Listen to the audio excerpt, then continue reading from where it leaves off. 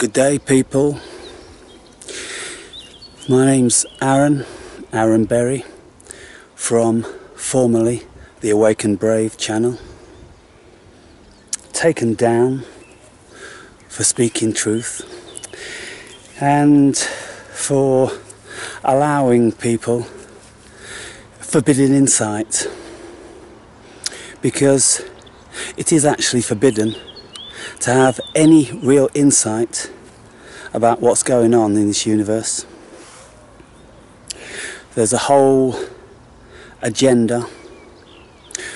It's like an evil suppressive blanket which has been thrown over the globe to stop people thinking for themselves, to suppress people's inquiring mind, to stop people promulgating information, to stop people sharing their opinions about many subjects, because it's dangerous to the establishment. And so I'm pretty sure that lots of you guys are familiar to a more or lesser degree of what is actually going on this globe. It runs amazingly deep. It's absolutely incredible, the depth of it and the profundity of it and the weirdness of it.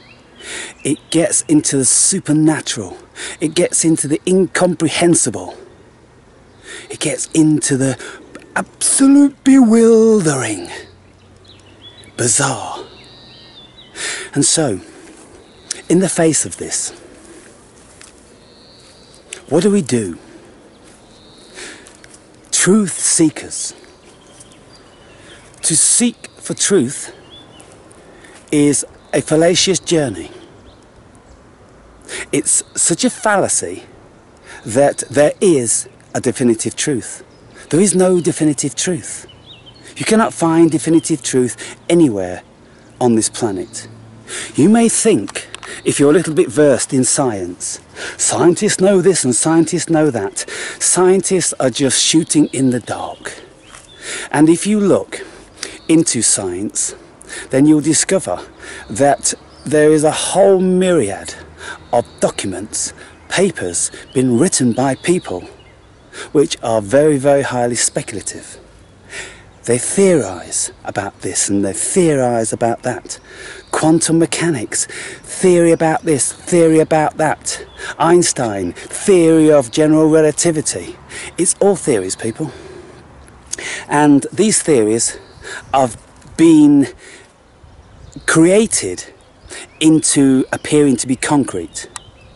So we can have a belief system which enables us to function within this illusion, because this is an illusion.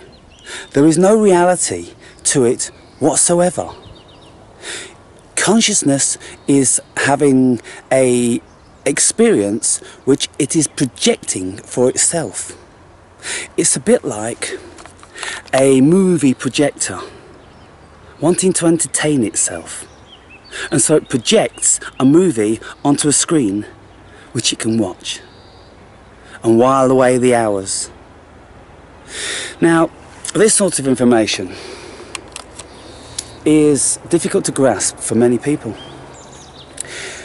because the way in which our minds have been trained and taught and hypnotized and indoctrinated, it doesn't allow us to have any consensus with thoughts like this.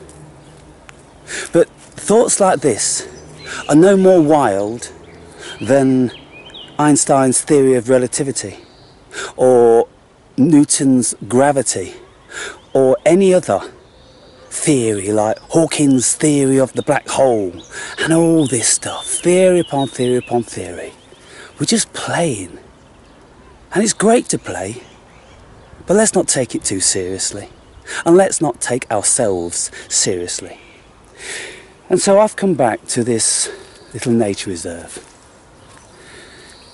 And this is where I had this incredible DMT trip the other day.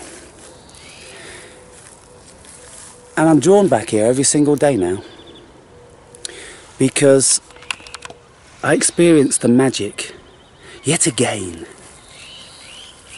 opening my eyes yet again.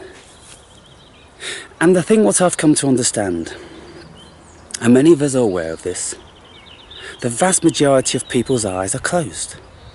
The vast majority of people's hearts are closed and dull. And some of you may think that, oh, you know how to love and you love. You've got no comprehension of what real love is. Real love is of such a magnitude that, like I expressed in this video, which you haven't seen because I can't put it up anyway, but when you feel the magnitude of this love, it's so debilitating. It's almost terrifying. It's so excruciating. And yet, just like the paradox of the universe, it is something which is coupled with something else. And because we as humans, we've never experienced the true magnitude of the love of God, then it's something out of this world. And so I experienced a little of this the other day, and it dropped me to my knees, and it put me in a position whereby I just wanted to roll around and roll around in the dirt and the debris until this incredible bliss subsided. And then when I came out of it, I jumped to my feet, shaking legs, and I was looking at the heaven all around me, and absolutely everything is amazing, and I'm joyous, and I'm laughing, and I'm jumping, and I'm ecstatic. To be alive, to have the illusion of life, to be on this world, which is so incredible, if only we can open our eyes to it, and our hearts. And so I've been speaking to Rachel, which I do most every day, and she's always encouraging me to start making videos again, and I don't seem to have the heart for it anymore, because what this is giving me is 10,000 times more than whatever YouTube could give me. You see, this whole internet thing is to distract humanity from its true essence, the essence of spirituality, to keep us so far detached from our spiritual essence. And it's doing a very, very fine job. And rapidly these days, it's turning the human being into an automated, soulless, vacuous creature. And you just look around and you try and engage with people, and even if you speak about the smallest of things with a little bit of depth, people throw their hands up to their ears and go, oh, he's too deep, he is, oh, that's deep. Goodness me, deep? You're just scratching the surface. And so we realise the extent of how the so-called human mind has been closed down. And I'm not sure whether we're all human here, and I made many videos about this. And by the way, if you want to see about 100 of my videos, you can see them on Vimeo, vimeo.com, Aaron Berry.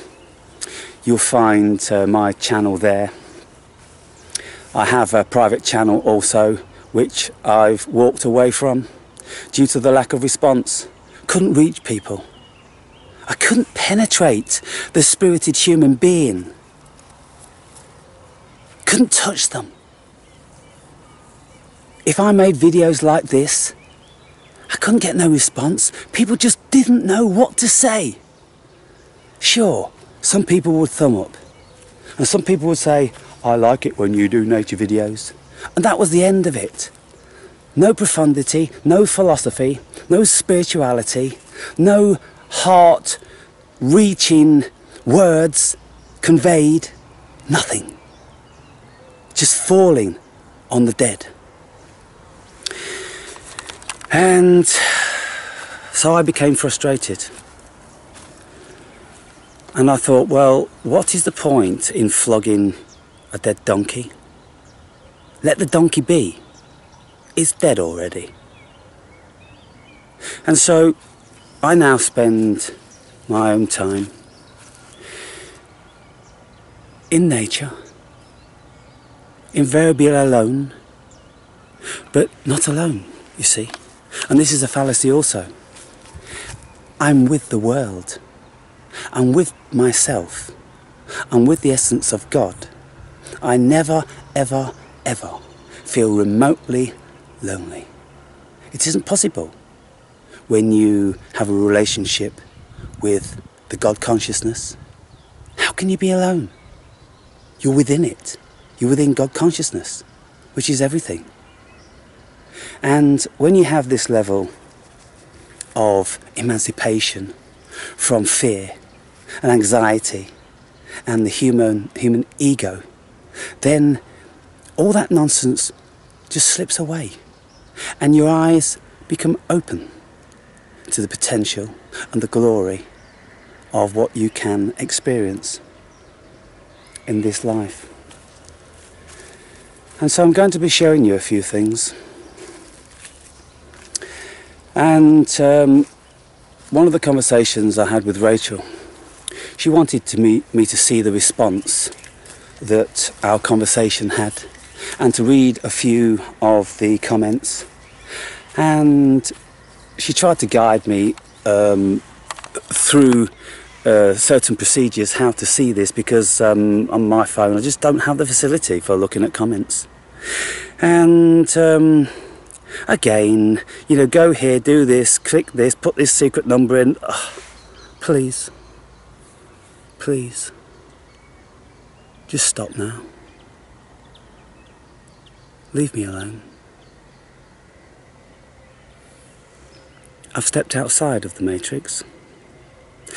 Progressively, I've been outside of the matrix for a long time, but more so with every passing day, because I've come to realise that there is nothing for me in the matrix. It is a vacuous void of nothingness, save for confusion, frustration, fear, anxiety, hate, envy, jealousy, on and on and on, with these negative human attributes which are being promoted, they're being nurtured, cultivated, because this is the agenda of the negative masters of this world. You can all feel it, you've all felt it, and I'm telling you now, you're feeling it this very moment. Because these programs are so deep within you, and they're incredibly difficult to escape from. But I've escaped from them, for the greater part. And now I'm residing in another world. A blissful world. A world long forgotten by most people on this planet. A world which our ancestors used to take for granted. I don't want to cheapen how they thought about the world by saying taking it for granted, but they knew nothing else. They knew not of the matrix.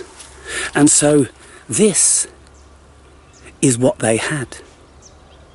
And I wouldn't say this is all they had, even though this is all they had, because it is all.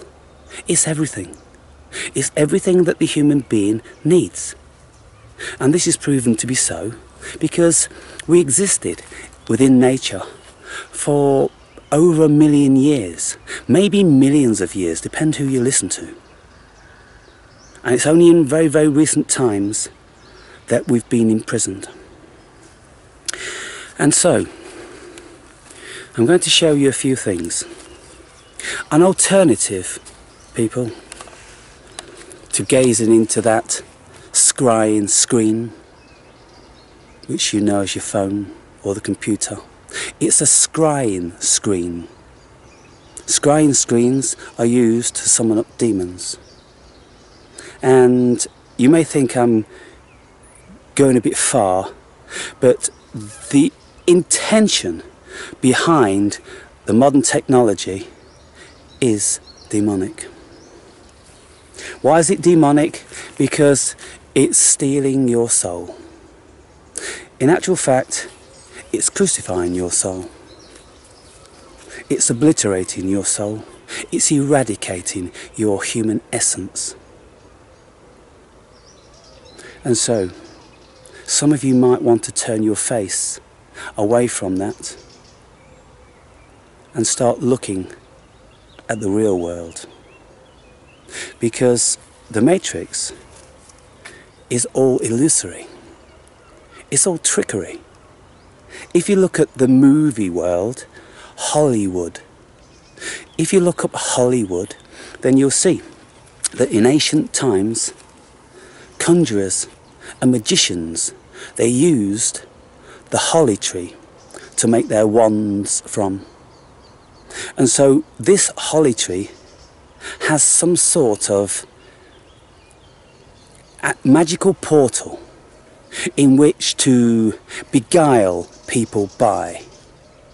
And so they used to use these wands to cast spells and have power over people. And so what's happening now to the movie industry? Hollywood. You see, they tell us everything. It's just that most of us are too stupid or too ignorant, too lazy to even look behind words and the language, which are spells. They're casting spells upon us with their Hollywood wand, and they've got us exactly where they want us, and they are feeding on our energy, and they are creating negative energy within us, because that is what their palate is particularly accustomed to. They like the negative energy. They like the fear, hate and anxiety and all of that. And so if you look at your hearts, people, hello, if you look at your hearts, if you give your heart an assessment, and if you're true to yourself and ask yourself, is this world presently satiating me? Or is it causing me any number of negative emotion?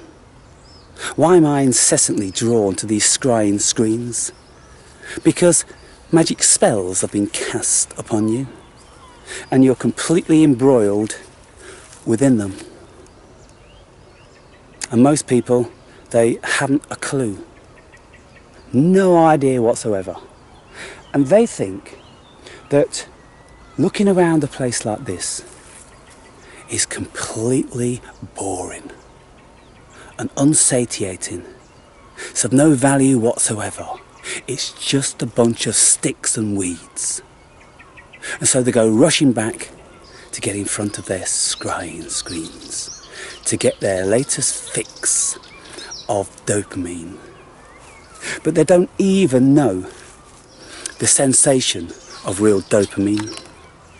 It's just a very, very poor substitute, because I'm telling you now, when you get to a certain position in your consciousness, to look at the smallest of things on this planet gives you such a long-lasting, nurturing and fulfilling dose of dopamine that you become absolutely intoxicated with it. So I'm going to show you a few of those things. Now, incidentally, this is where I fell to my knees and I had that trip I was talking about the other day. And I won't mention the 3 capital letters of this certain substance, because the powers that be are going to stamp this video and stamp anybody that's promoting it.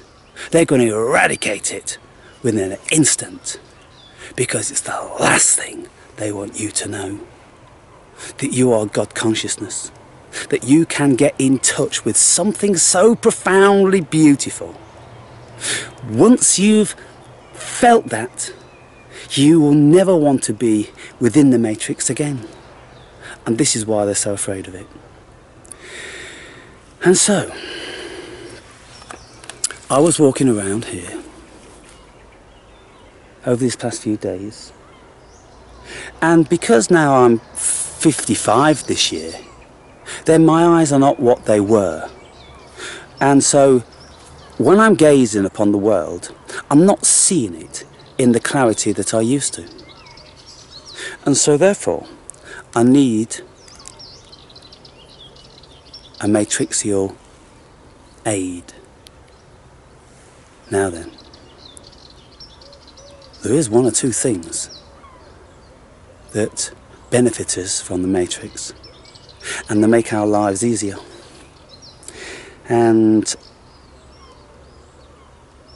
I can't dismiss the whole matrix as a negative thing, because within the matrix, of course, there is good people working, trying to do good things for the human being, and lots of them do. And the powers that be allow us to have things like this, because this will enable us to see text on a computer and to read text in their propaganda magazines and newspapers. You see? And if this technology that keeps us alive, it's for one reason, because they want it that way. Because when we're alive, they can extract energy from us. When it gets to a point whereby they can no longer extract our energy, they don't want us alive anymore. i.e. getting past the working age, 65, 70 years old. And so they want to suppress our immune system, and they want to feed us with any number of pollutants which promote diabetes and cancer and all different sorts of illnesses. When the body is young, it can fend off most of these illnesses, but of course when it gets older, it becomes much more susceptible. And so when you look into it, it sounds very incredible for some people, but it is actually the way it is. And when you delve into this information, it becomes so undeniable. It's so in your face, the agenda. And they even state what their agenda is in many documents. The Protocols of Zion, Agenda 21, and all the things related to the Illuminati, the Rothschilds and the Rockefellers, George Soros and all these sorts of people. So anyway, it's still early, and so some of the flowers haven't been blessed with the sun god, and so they're closed.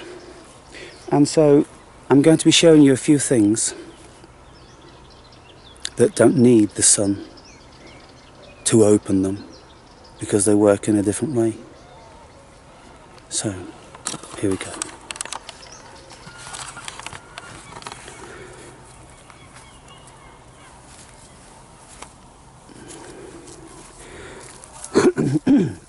Now as we're walking around,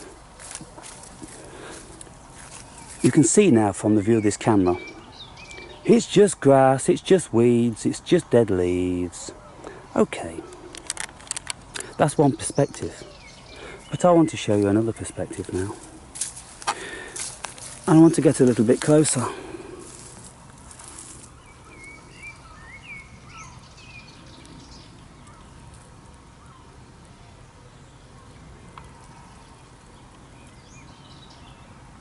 And when you start to look and realise what is going on, and you see these little seeds that it's dispersing, and you see its beautiful plumage, isn't that wonderful? Can you not see God within this?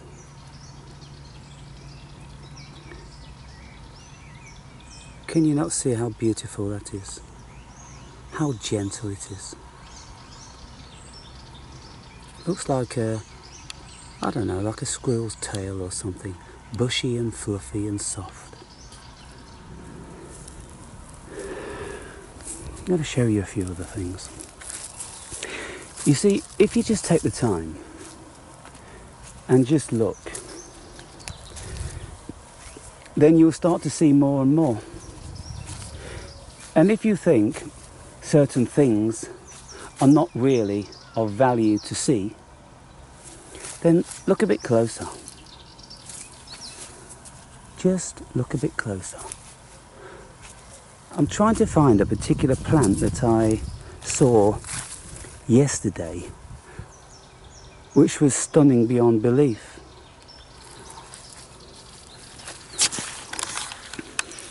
I'm going to go back up here. Try not to be bored, people. If you're bored of the visual, then try to be remotely entertained by the words that I'm speaking. Because if you can get in tune with the words that I'm speaking, you might just be saved. And this whole thing about being saved by Jesus, you see, whether you believe Jesus was an actual reality or not, the metaphor behind Jesus is that the Christ is within us all. And Jesus said on numerous occasions, "Truly I say unto you, that God is within you all. Do you not know that you are all mini gods?" And so, when you start to take that on board, then you will know that the essence of God is within us all, just as the essence of God is without us all, because we are in this consciousness, God consciousness. And so therefore then, when we start to realise that, then we will start to see the beauty of this world. And so, let's have a little look at something else, shall we?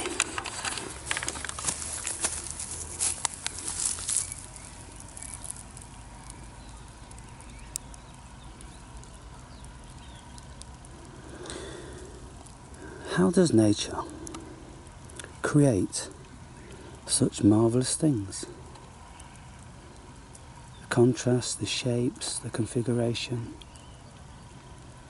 And they are just adorning the world everywhere. And look, serving a purpose. The tiniest of creatures consuming what these flowers and plants have to offer, serving a symbiotic relationship. There's a benefit to both.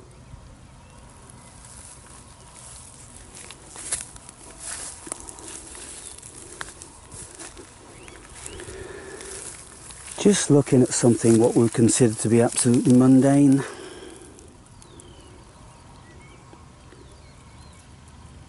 Looking at the shape. Just stopping to look at how it's configured. And each and everything has its procreation mechanism going on. Within there is the seeds of life.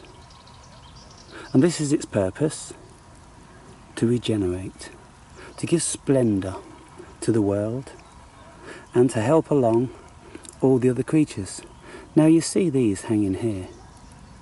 Look at these little things here. Tiny little seeds, it seems. So delicate and so marvellous.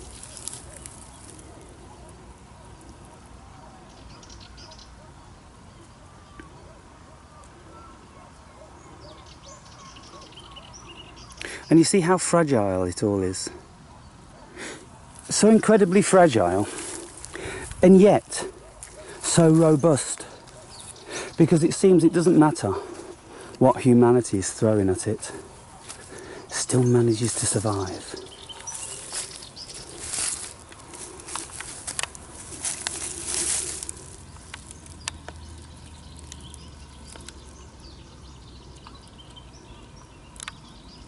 Aren't they stunning?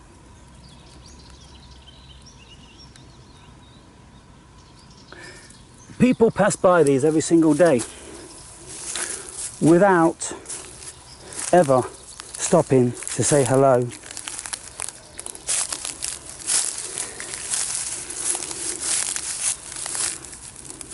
Now the sun hasn't risen sufficiently high to enable this one to open itself up into all of its glory. But within an hour or so, it will be fully bloomed and presenting itself to God consciousness, absorbing the photons which give it life.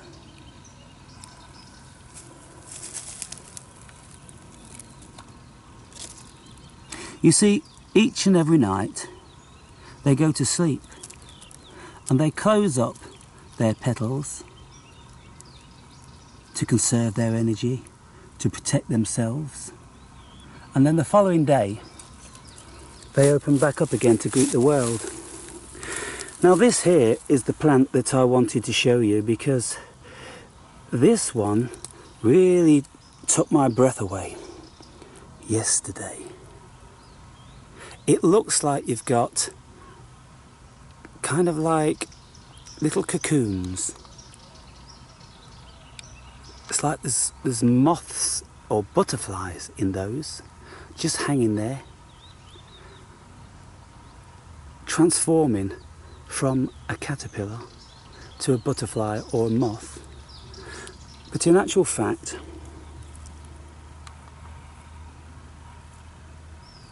they're just a plant. But you see how delicate and how amazing, and what a beautiful display. They look like they're kind of like transparent a little bit. And so these things, this is what is giving me tremendous joy. Just to be in the presence,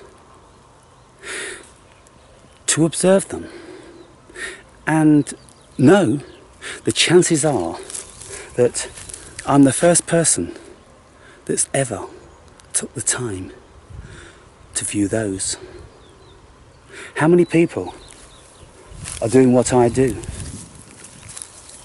They just walk through this path, taking their dog for a walk. They don't absorb anything really. Some people may appreciate the calmness of it, but how many people go and look and inspect a leaf, or the bark on a tree, or a blade of grass, or the smallest and seemingly most insignificant weeds? It isn't done, is it? Why isn't it done? Because their mind has been poisoned, and they've been taken away from nature, and they don't think there's any importance to it.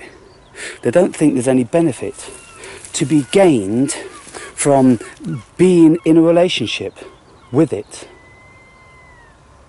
and so they pass it all by. But it goes on, and what it tells me is we'll go on regardless, because we live in hope that humanity will once again turn its face back to us and appreciate us and learn about us and know us and be with us, just like humans did in the old days. They would know the benefit of every single plant, and they would have a relationship and an appreciation for the natural world around them. Because it's just a reflection of you when you look at a flower. If you find the appreciation in it, then you are appreciating. If you look at a flower and you don't find the appreciation in it, then you don't have the capacity to appreciate. And so therefore you have to ask yourself, what is happening to my humanism? Why is it that I can't appreciate this most wonderful of miracles? What is it that's happened to our minds that don't allow us to appreciate the miracle anymore? Our ignorance. If some of you can actually turn your face now to God, to nature, and you can look upon the most insignificant of plant and weed, and you can see the pure beauty and amazement and genius of it. If you can do that, then you have appreciation. And if you have appreciation, then there is hope for you. Because that's what this world is about. It's about appreciation. We've come here to appreciate, to learn about all this stuff, to be involved with it. Not just to stamp it beneath our feet and pay it no mind and consider it to have no importance. It's just weeds. Look at this.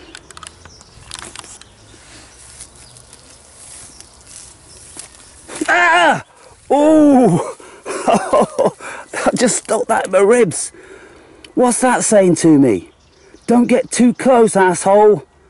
I'm sorry.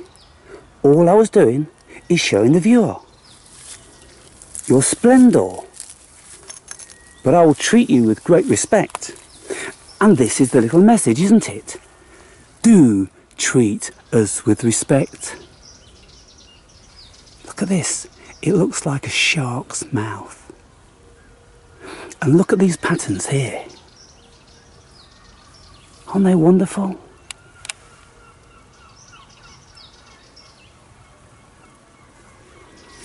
Just to look close, people.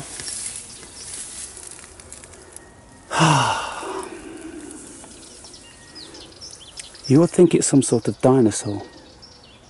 Some sort of a fin on the back of a dinosaur. But this is the thing, you see, with nature. Potentially, it's dangerous. Some of it.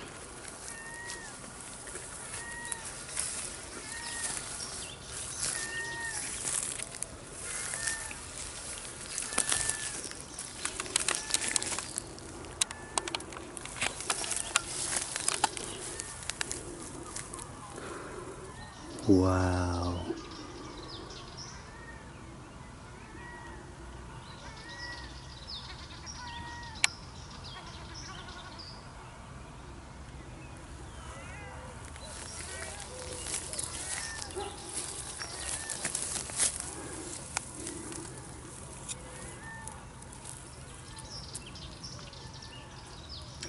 You see the genius in nature with its design mechanism, with all of these little furry things. We know what they are. They're the seeds. And how did it come to this? How did it know to manufacture these seeds in such a way that the wind could gently take away to another destination to help promote its life form? You see all these around again. They're so delicate.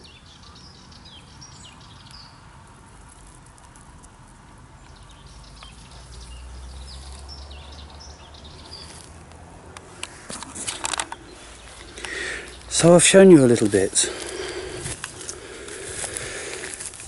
These days I'm very, very careful as to where I tread, because I don't want to be responsible for killing something, compromising something's life and growth. I just want to pass through, enjoying it and respecting it. Can you hear all the birds around? You know, just a simple thing. And it all seems so simple, but it really is so very, very complex. But just to observe the bark on a tree.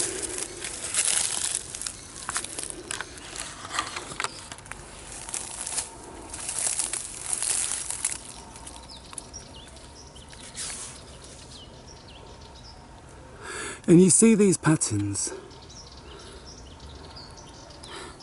When you're on DMT, all of these turn into eyes, and all of these patterns, they turn into some sort of a creature. And I ask myself, why does that happen? And it seems to me it's because the natural world wants to try to awaken you to the fact that we are all living, you know. We are all creatures. We are all sentient in our own way. You see, these flowers, these daisies, and all other flowers, as I've said, they will close in the evening time and they will open up in the morning. And throughout the day, they will follow the sun across the sky from east to west. They will face it this way and they'll follow it around, basking in its glory. And eventually when the sun goes down, it will fold up and go to sleep. And then in the morning time, when the sun kisses it, it opens up again. If you can find the ability to do that with each and every day, when the sun rises, you can open up your heart to a newborn day with the notion of experiencing the glory of it. A bunch of swifts flying around. And so, it's getting a long video, but this is what I'm doing these days. And everywhere I go, you just stop to look. And when you look, first of all, this just looks like a tree with leaves. But then, hang on, well, what's going on here? Look at this.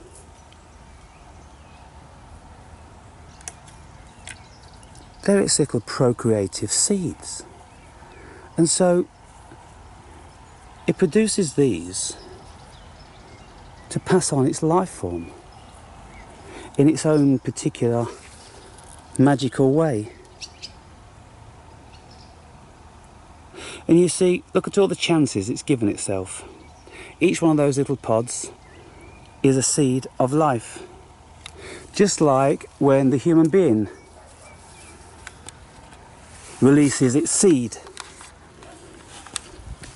There's millions of them.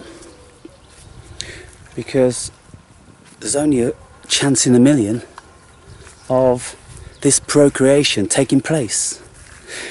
And so when you look at the numbers, you cannot concede anything else that it is entirely miraculous.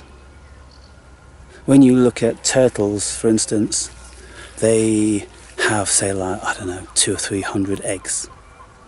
And the chances of them reaching maturity, the numbers are astronomical. Even though they're astronomical, they're still massive compared to the chances of life in general. But if you look at the nature of the universe, and you listen to scientists talking about what's the chance of this world being the world, and life being here, it's so incredibly small that we cannot conclude anything else other than that it's a miracle at hand. And so finally then, people, if we take on board the miracle of what you and I are, what everything is around us. If you can see within your heart a space for that emotion, then can you imagine how this satiation will increase 1,000-fold once you start to appreciate the world around you. Once you start to emancipate yourself from the invisible prison that isn't so invisible these days. Okay. Last couple of minutes.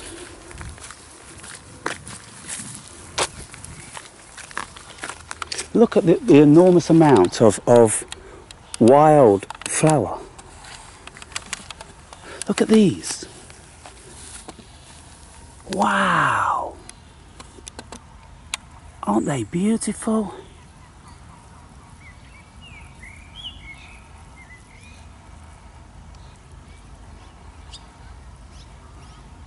Absolutely gorgeous. And look at these.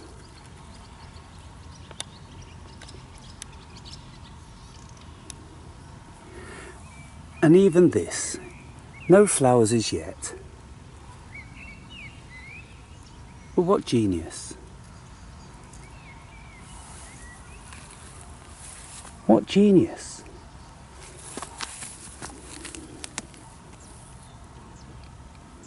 Hello, my friend.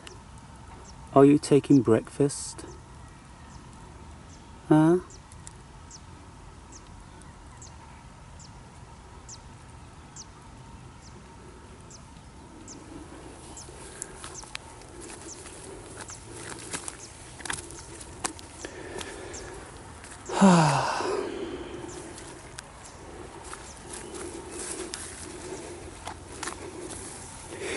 You see, this land some time ago was a dumping ground, as you can see, and all these piles of earth have been taken from somewhere else where there was building, and they dumped it in indiscriminate, nondescript piles.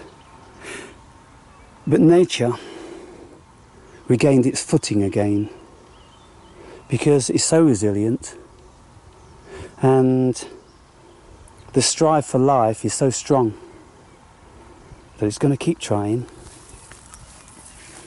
In the face of all adversity, it's going to keep trying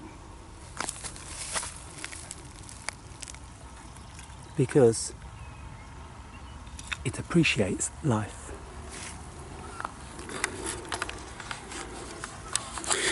So there you have it, people.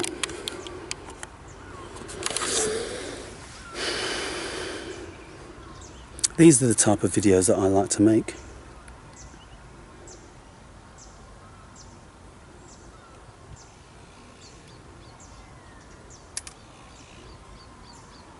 But the level of appreciation that